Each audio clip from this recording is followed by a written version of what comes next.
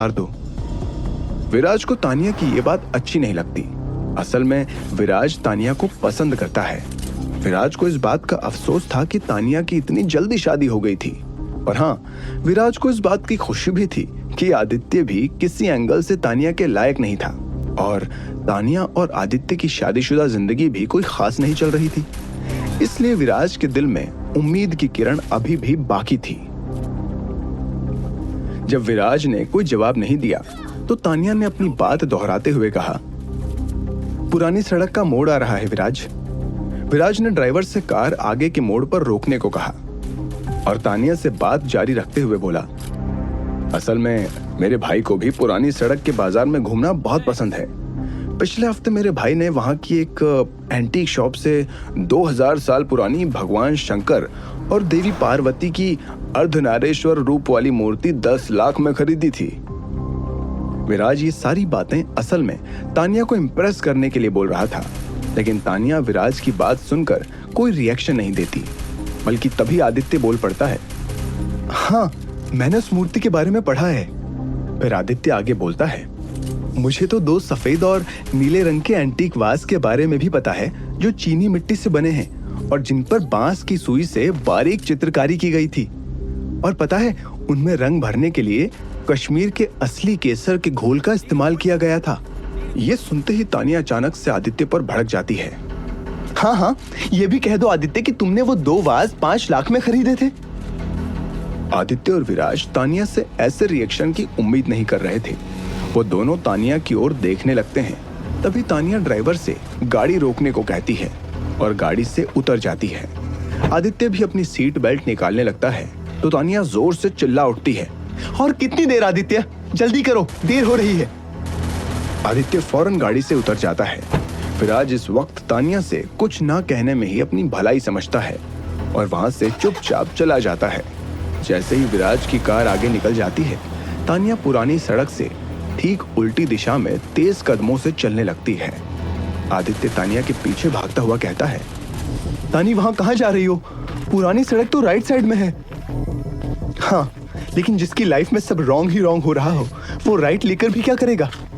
तानिया ने बड़े ही बेरुखे स्वर में जवाब दिया। आदित्य को लगा कि तानिया इस वजह से गुस्सा है क्योंकि आज आदित्य की वजह से तानिया को पुलिस स्टेशन आना पड़ा। तो वो तानिया से कहता है, मुझे पता है तानी, तुम्हें मेरी वजह से आज पुलिस स्टेशन आना पड़ा, इसलिए। तानिया आदित्य की बात बीच में ही काटते हुए कहती है, मेरे गुस्से की असली वजह तुम्हारे खर्च किए हुए पैसे हैं आदि। तुमने मॉम के दिए कार्ड को यूज करके वो सिरेमिक वास खरीदे थे ना। मुझे तुमसे ऐसी उम्मीद नहीं थी। जब तानिया की मां महेश्वरी ने उसे बताया था कि वो आदित्य को 1 करोड़ रुपए का ऑफर देने वाली हैं, जिससे वो आदित्य को तानिया को तलाक देने के लिए मना लेंगी, तब तानिया ने महेश्वरी से शर्त लगाई थी कि आदित्य उन पैसों को हाथ भी नहीं लगाएगा। लेकिन आज तानिया को ऐसा लग रहा था कि आदित्य ने उसके विश्वास को तोड़ दिया है।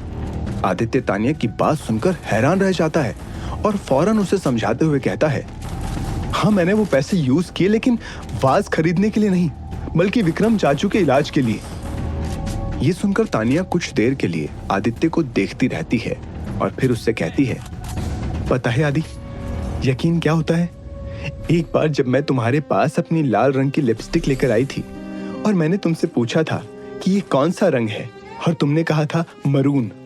उस दिन से मेरे लिए लाल रंग मरून बन गया था और आज तक मैं उसे मरून मानती हूँ। पता है क्यों? क्योंकि मुझे अपनी आंखों पर कम और तुम्हारे शब्दों पर ज्यादा यकीन था। ये बात सुनते ही आदित्य भी इमोशनल हो जाता है। फिर आदित्य तानिया से पूछता है, तो फिर आज ऐसा क्या हो गया तानी कि तुम्हें अपने आदि की बात पर यकीन नहीं हो रहा? क्योंकि तुम्हारी तानी को जल और मृग जल के बीच का फर्क समझ आ चुका है। तानिया की बात आदित्य के दिल में एक तीर की तरह चुभ जाती है और उसकी आंखों में आंसू आ जाते हैं। लेकिन आज तानिया को आदित्य के आंसू देखने या पहुंचने में कोई इंटरेस्ट नहीं था। हकीकत तो यह थी कि तानिया खुद बहुत हर्ट हो चुकी थी, टूट चुकी थी। उसने लाइफ में हमेशा आदित्य का साथ दिया था। कितनी बार अपने माता पिता से छिपाकर उसकी मदद की थी। तानिया एक बहुत बड़ी कंपनी में काम करती थी, अच्छी पोस्ट, अच्छी तनख्वाह, पर तानिया ने कभी आदित्य के सामने इस बात का दिखावा नहीं किया क्योंकि उसे पता था वो कभी झूठी शानो शौकत या पैसों के सामने नहीं झुकेगा। उनके रिश्ते की नींव ही आदित्य की सच्चाई और अच्छाई थी। लेकिन आज आदित्य ने तानिया से झूठ बोला था। तानिया के प्यार को नहीं, पैसों को चुना था और ये बात तानिया को मंजूर नहीं थी। तानिया ने एक टैक्सी रोकी और उसमें बैठकर चली गई। आदित्य बीच सड़क में अकेला खड़ा रह गया, ठीक उसकी जिंदगी की तरह।